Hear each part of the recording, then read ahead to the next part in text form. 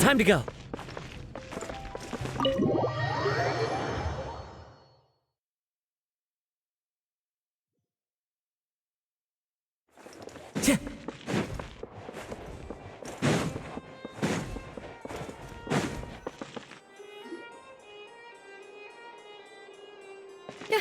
You're here! Finally! Is something wrong? Monsieur Neurvalette and Lady Farina, they seem to have gotten into a dispute. Please go see for yourself.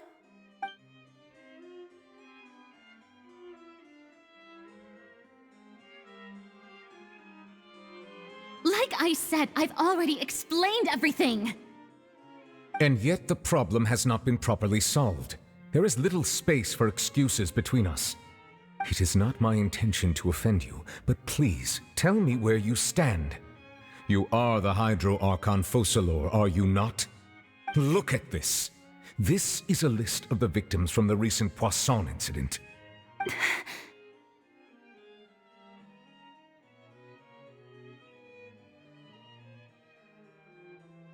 You mean...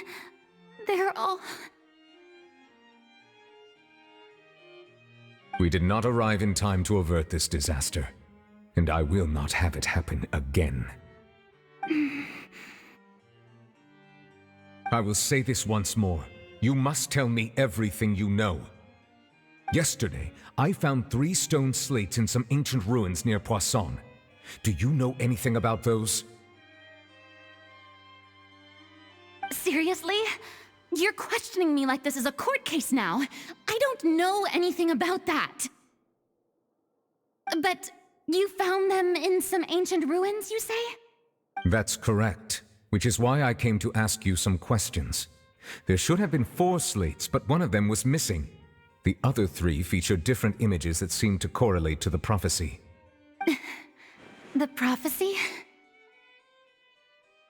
The second of these slates depicts the previous Hydro Archon Egeria kneeling before a floating island in the sky, as if confessing something. Do you know nothing of this either? I don't. I've never seen such slates. I'll ask you again. Do you really have no information regarding the previous Archon? My deciphering of the slates indicates that the Hydro Archon Egeria once had to confess to, or apologize for, a certain sin.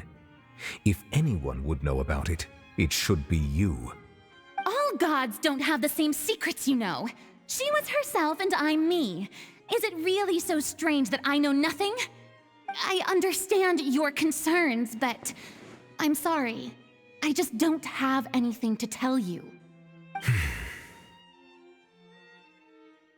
Forgive me for saying this now, Lady Farina, but I have long known of your various secret investigations into certain matters. There are several indications that you have been investigating the prophecy on the sly. This is not strange in itself, considering that you are the Hydro Archon. But it is strange that you should also claim to not know any of Egeria's secrets, as well as do nothing following your inquiries. You have never been as superficial as you have presented yourself to be, nor are you a fool.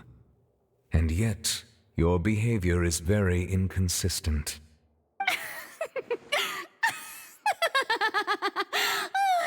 So you've been watching me all this time, have you? I didn't think you were that type. You... Well, since you know about my secret investigations, then you should know I'm actually working to take care of it. There's no point questioning or suspecting me. You're the Eudix, but you're still my subordinate. You should be following my lead. Just trust in me, you're Archon, and do as I say. Never mind whether you can truly convince yourself to or not. It'll all turn out fine. That's all I have to say. We do not discuss this matter again. Oh, the opera's about to start.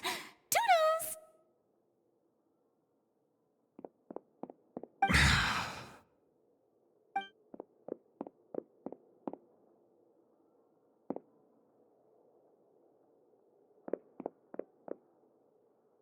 Did Farina not notice us standing by the door?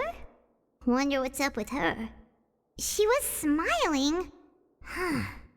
She didn't seem in the mood to care if we were listening in or not.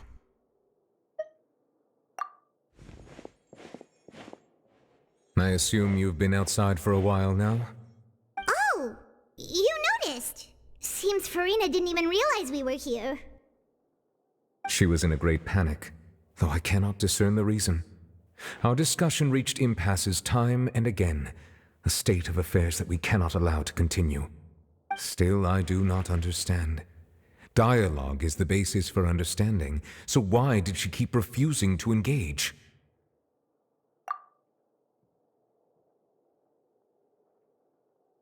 Everyone in her inner circle has noticed that she is hiding some secret. The issue is her attitude. I fear that she will not reveal anything unless absolutely forced to. We may have to create a situation in which she will have no choice but to speak. Oh? Like what? Normally, people will only reveal the truth when standing trial. Perhaps we must have the Hydro Archon experience just such a scenario. But Farina's seen so many trials, and she's really good at dodging questions. How do we make sure that she won't just slip away at the first chance she gets? We will need to consider this thoroughly, join forces with various parties, and then do what we can. If at all possible, I would prefer to recuse myself from this affair, but we must prevent the prophecy from coming to pass. This may be cruel to her, but all Fontaine is in crisis. The information a god possesses is too precious, and so we must take a chance on this. But who will lend us their aid to do such a thing?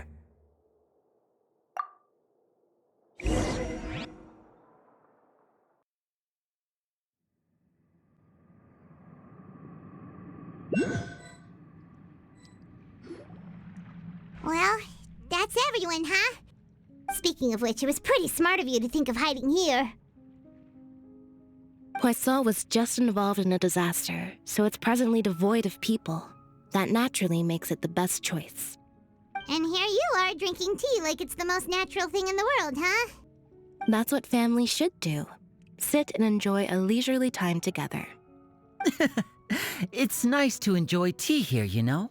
Care for a cup? Lend me your ears, everyone.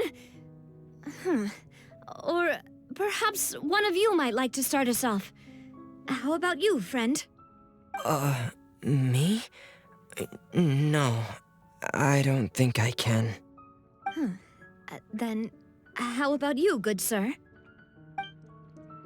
I fear that I will cause the mood on this boat to become as somber as it is in court. Well then, I guess we're lucky we've got a local like me to organize things. Wonderful, the spotlight at last. I guess I'll be facilitating things from here. That was a little long-winded, don't you think? Oh, you might be right. Anyway, to cut to the chase, our friend here, the Traveler, has brought us together to discuss something. As for what that is, well, let's start by saying that we'll be pooling our efforts together to create a series of traps. Oh, how intriguing. Well, it's just an expression, really. One that I just learned from Chlorand, and used on the spot.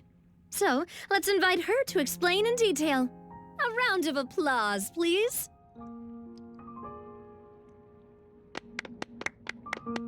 Huh?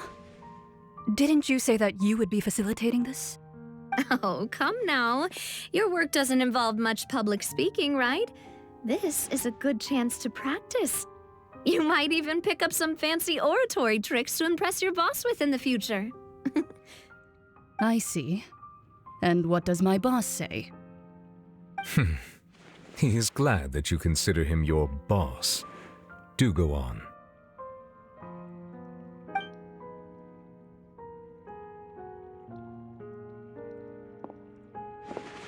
In that case, do any of you have experience hunting? Not that I recall. Fremine and I once used a wooden stick in a basket to catch wild rabbits when we were younger. As for Lynette, oh, right. You were sick that day, weren't you? I've also gone diving to catch some fish before. Does that count? I'm afraid not. You may or may not have heard, but Fontaine once played host to a group known as the Marechaussee Hunters. Though that was their name, they did not hunt animals, but rather various monsters left behind by the ancient dynasty of King Remus. Today, Fontaine's monster population has already thinned greatly, so the hunters have blended back into society, taking up arms in other lines of work. They even left a unique methodology of hunting in their wake. A trap comprises of the following components: bait, a trigger, and a containment device. Sometimes a lethal implement will also be necessary to deal with the prey. So, if we were to build a trap together, right now, what would you choose to build it with? For me, I would prefer something basket-shaped. Pigeons and rabbits will see the bait and naturally enter the snare. Our line of work requires a deft hand, and we're some of the best in the industry, so you can count on our techniques. You used some of those techniques while moving the people of Poisson, didn't you? My subordinates mentioned that you even performed some magic for the bawling children. Yes, and I even managed to gather some intelligence in the meantime. I'm quite the multitasker if I do say so myself. I'm afraid I can't claim that as my strong suit. I prefer more stable methods, like placing bait in the water and waiting for the fish to come within reach. That's the kind of method I would count on. Calm and steady. Exactly the kind of person who would catch loads of fish. And I can be their assistant. With discretion, I'm sure. I'd probably use some sort of mechanical animal. Papa once bought me some small clockwork squirrels, mice, and such. When placed in the forest, they can attract others of their kind. I remember that you liked those too, didn't you? I did. And that would be a good way to go about it. If they're realistic enough, animals of the same kind will follow them all the way to the trap. What about you, Monsieur Neuvillette? I fear I do not have any related experience. That makes sense. You usually solve problems directly, without the use of any such tricks. But I do have one more question for you, Monsieur. If we were to create a trap now, how would you design it? I would like for it to be effective, but bring no harm to the prey. A more gentle trap would be ideal. Kind, as always. However, our intention doesn't necessarily change the containment device and the type of implement we need.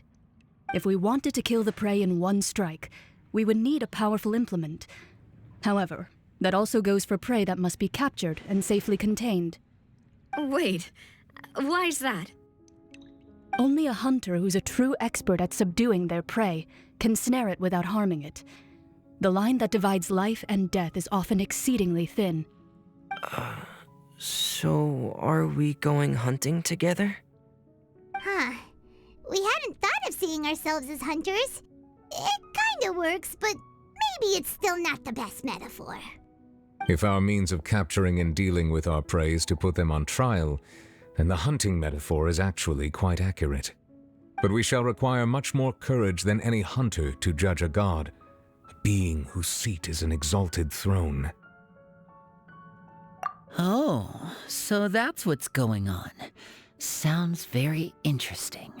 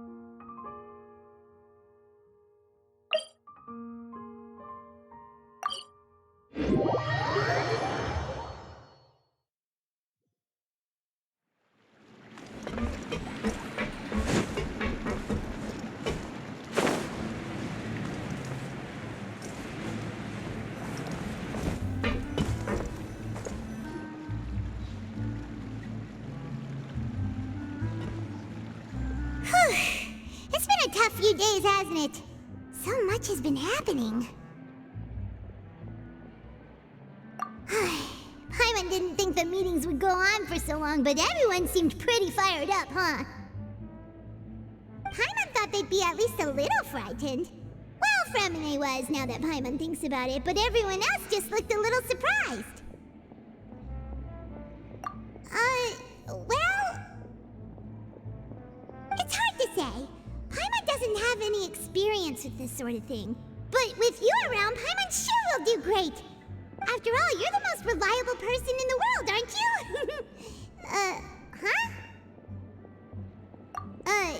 Did you just pour some tea? Paimon didn't notice you doing that at all. Then what's that? Paimon's never seen that cup before.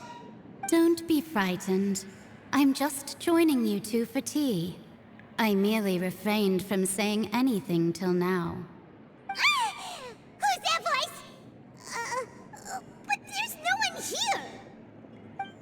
Aw, have you forgotten me already? Wait, you are familiar. You're the voice we heard from the sky in Sumeru. The voice from the sky, I fear that description is wrong. Though, not completely wrong. You're feeling lost now, just as you were feeling previously. I sensed that confusion and thus came to you. Guiding people is an irresistible hobby of mine, after all. Consider me a passerby, just accepting a commission from my friend's disciple on a whim.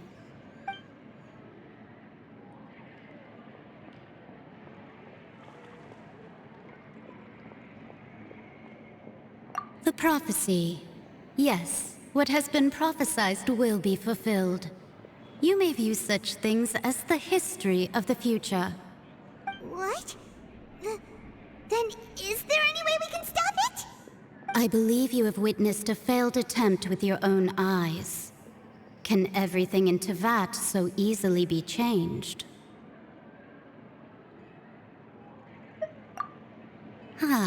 So you've caught on.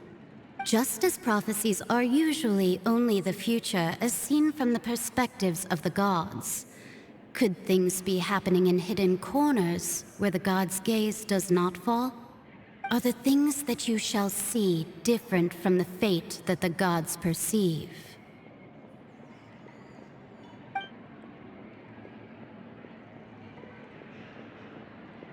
What is she talking about? It all sounds really impressive and important and stuff, but it also sounds kind of scary.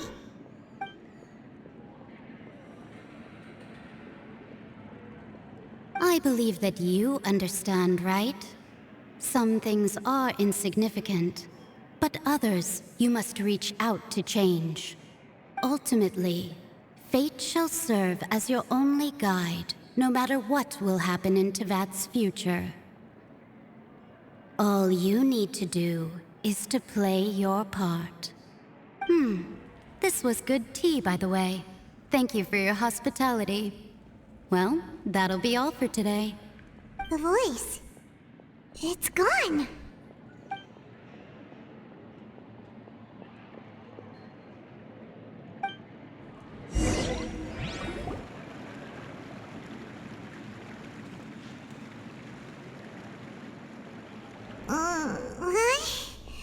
I want to hear someone talking.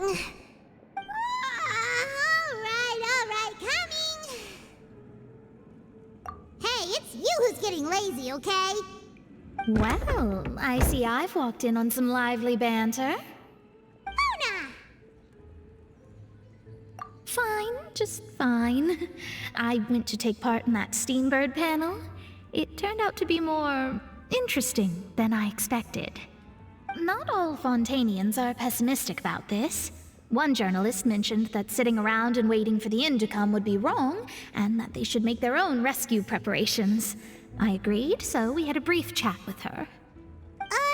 Did she have pink hair by any chance? Why, yes, it was Charlotte. You remember her, right? That daredevil journalist. I'm in full support of her view. Prophecies are very important, but how can people allow their lives to be commandeered by just a few words? That's right! Paimon's glad to hear something sensible for once. Ah, yes. About what we had discussed before. I did try, but I'm afraid I couldn't reach the old hag. I'll try again tonight, but I wouldn't get your hopes up. Huh?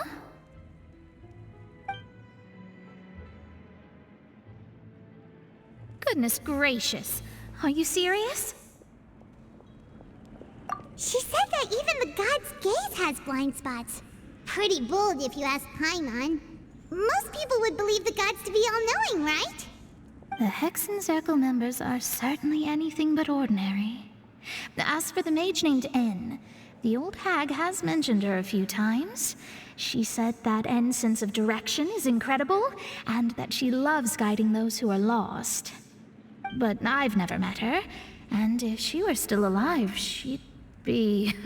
Well, suffice it to say that the hag's at least a few hundred now, and N's been around for longer than that. Whoa. The Hexen Circle sounds like a scary group. But they must really stay in shape to live so long. Their abilities alone are pretty terrifying. If she came to see you personally, then the problem you're facing must truly be of great importance. Well, it's not like Paimon could understand anything she said. Yes, she was quite cryptic, but I suspect she means that there is still a way to turn things around. She didn't say when or what that would be, though, so... Perhaps it is something that you cannot know right now.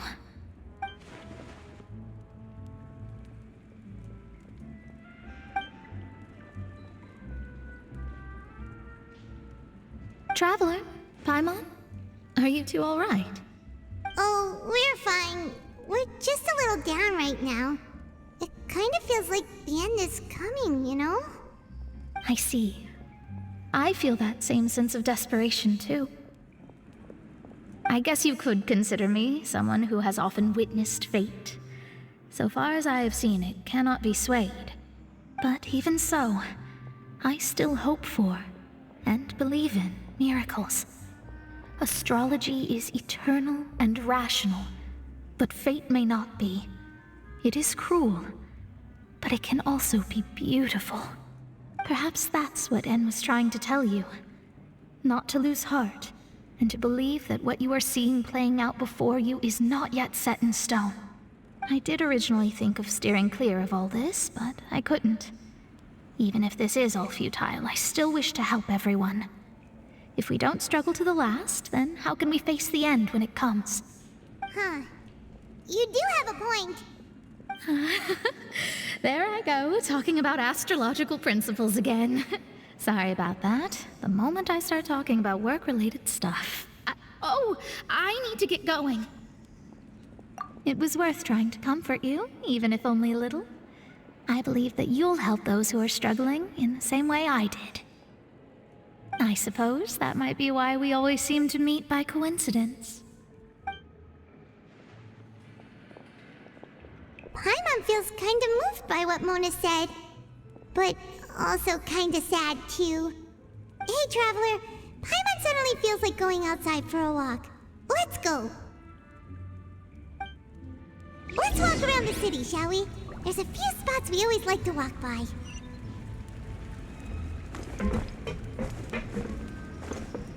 You want to open the law?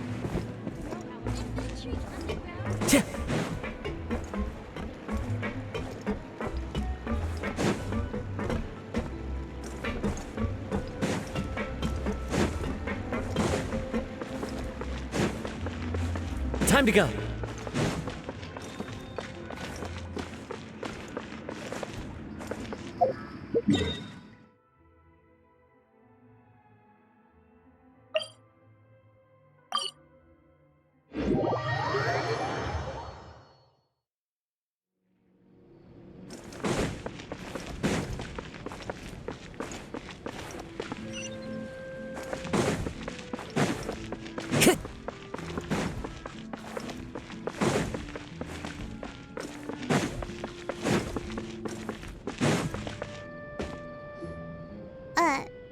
Huh?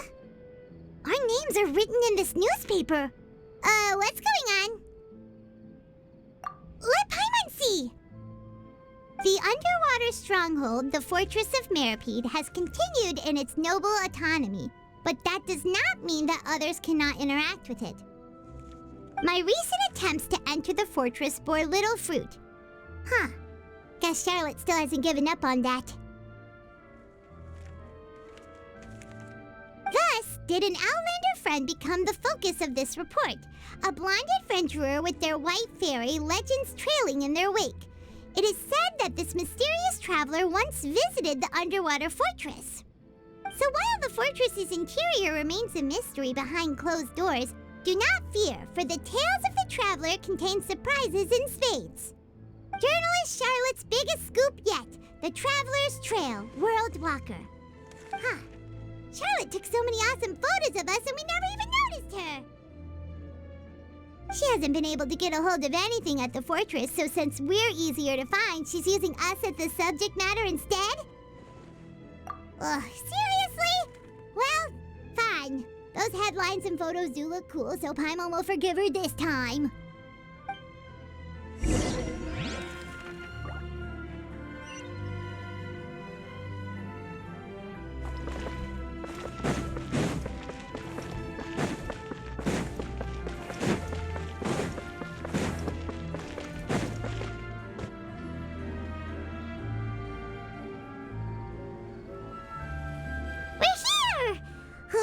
Paimon's hungry. Should we go in and get something to eat?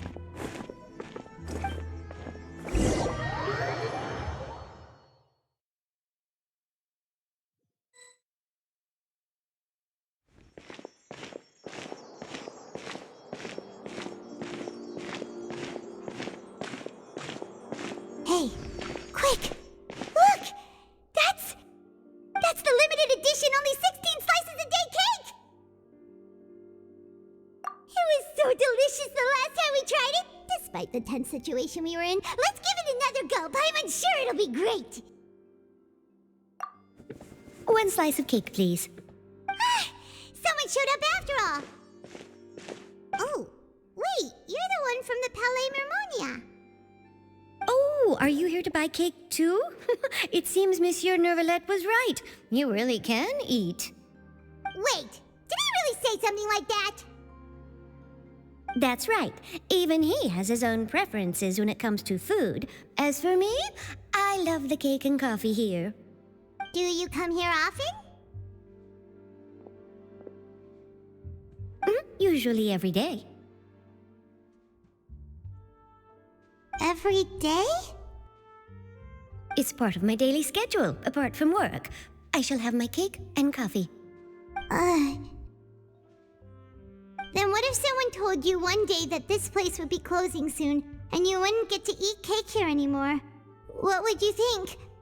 But why would it close?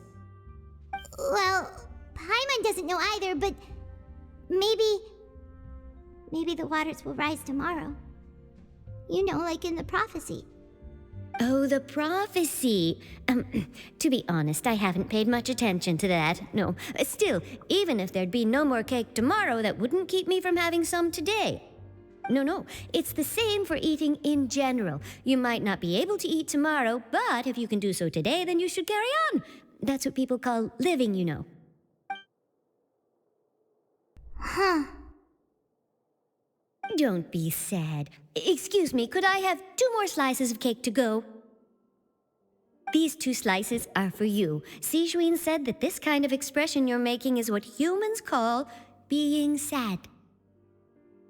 Oh, you know Sijuin? I sure do. She was born before me, and she sometimes comes to the surface to teach us things about humans. She said that humans are creatures that are saddened easily, yes, and you can only lift their spirits by feeding them delicious food. So please try the cakes here. I've got something else to do, so I'll be going now. You two try to stay in a good mood after eating, all right? Bye.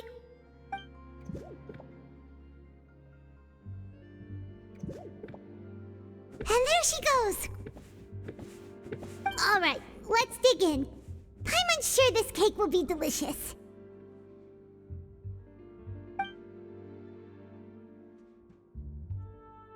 It's more delicious than last time! And the flavor gets even better with a sip of tea. It sure would be nice if we could come again tomorrow. Sure would be nice if we could always eat delicious food here.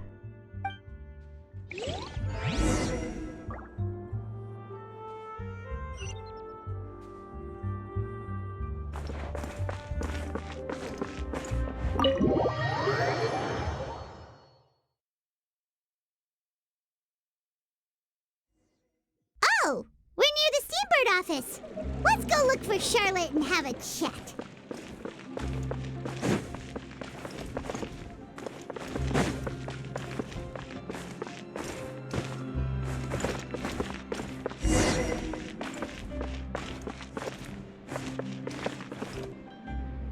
Wow! If it isn't the Traveler and Paimon! Oh, have you seen the article I wrote about you? Ha! You've got some nerve! You just used us to make some quick mora! Oh, you needn't worry about that. I heard that you were in Poisson some time back, so I sent you a letter to discuss just that. It appears you didn't receive it, though. It's all right, though. I've set aside the amount intended for you. I've even set the table with some food. Really? Oh, you're the best! You're almost a little too easy to win over, Paimon. If I were a journalist with ulterior motives, you'd be in trouble now, you know. Oh, Paimon knows you're not like that. Still, what brings you here all of a sudden? Were you looking for me? When Mona mentioned you, we thought of coming to see you at work. I see. It seems you've already bumped into Mona here in Fontaine. So she mentioned me? What did she say? She said that you're a real daredevil of a journalist. Nice. In which case, can this daredevil journalist dare to request an exclusive interview with the legendary Traveler and Paimon? Huh? So your article in the paper today doesn't count? Oh, of course it doesn't. That was more like live photography. What I'd like to do is dive deeper and ask you to talk about the things you've seen and experienced. Yeah, are we even qualified enough? Why not? If I say you're worth an interview, then you're worth it. But not right now, of course. I'll need a few days to prepare. Oh, in that case, we'll just chat when you have the time then? Oh, so that's a yes? Ooh, splendid! I'll tell the editor-in-chief immediately. I'll have to apply for lighting, a venue, some props, and... Whew, so much to get done now. Talk to you later. Wait, Charlotte, Paimon's still got a question for you. And what's that? If, just for example, Fontaine were to be flooded tomorrow, what would you do today? Huh, that's the prophecy you're talking about, isn't it? I mean, I do hear about it often, but I've never once thought that the day could be tomorrow. If you're seriously asking, then I might try and think of a way to leave Fontaine. Oh, but I'm still a journalist first and foremost. That means I have a duty to be reporting from the scene. And secondly, I wouldn't forsake my homeland that easily. From what I've seen, most people don't know what they'd do should the worst come to pass. In truth, it might be better just to behave like normal rather than worry over such an end. So in all likelihood, I'd probably still be prepping at the office for that interview of ours. I know what you're thinking. That sounds a bit sad, but I've always believed that it's best to do what you enjoy. Just think about it. If this nation really were to be suddenly destroyed tomorrow, but I still successfully finish an exclusive interview with a truly unique person, then the story I would wind up writing would truly be timeless. And then do you know what I'd do? Well, I'd write that story, send it for printing, and use messenger pigeons to get copies out to the various nations as soon as possible. I'm not a dreamer, nor am I a workaholic, but I do love my job, and I'd be proud of leaving such an article behind. I guess you could say that I was born to be a journalist. But anyway, that's my answer. And on that note, I'll get back to my preparations. That's so nice. All of a sudden, Paimon actually kinda envies her. Anyway, let's go and take a look at the sea, shall we?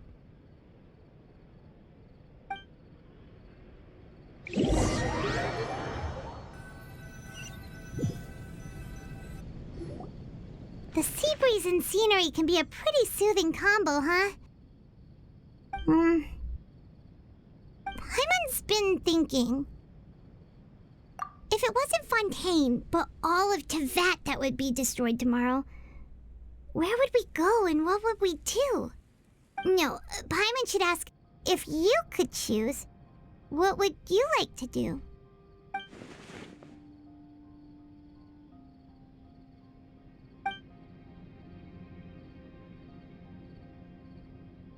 We've always been moving to the next destination, so we haven't spent much time thinking about these kinds of things.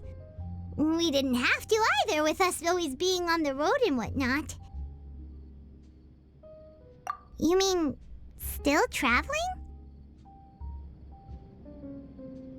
Huh. Wait, isn't that what we've always been doing?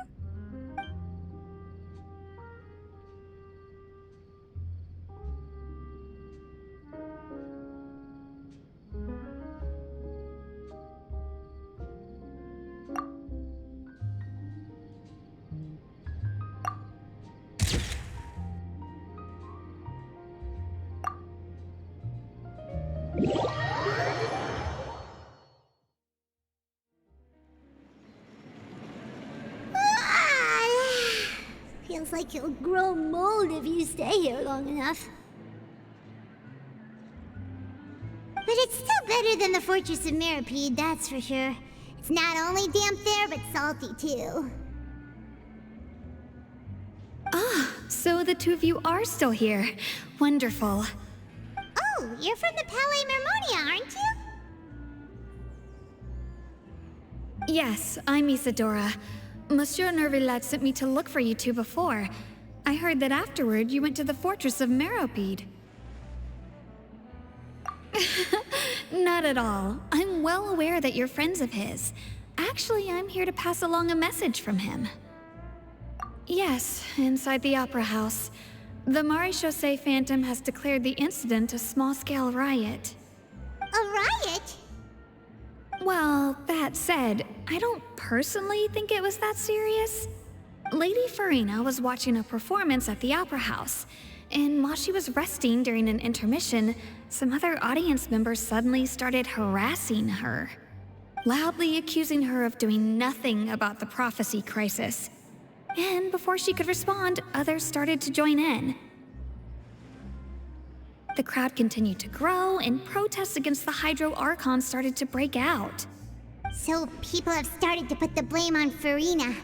Guess they finally found an outlet for the pressure they've been under due to the prophecy. I agree. People will naturally rely on gods, as is customary. But the moment people feel threatened, gods are also the first to be blamed. So what happened after that? Is Farina okay?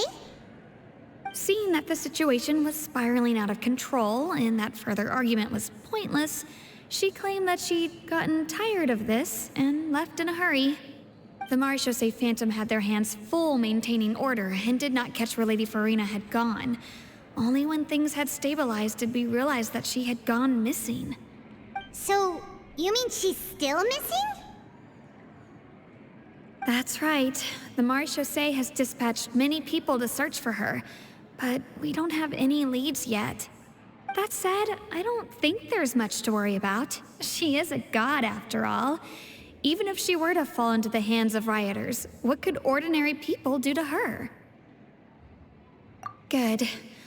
Monsieur Nervillat sent me to tell you about the situation, but he didn't say anything else. Don't worry, this is more than enough to go on. Thanks for keeping us informed. Is that so? Well, all right then. In that case, you two take care. I'll be heading back to the Palais now.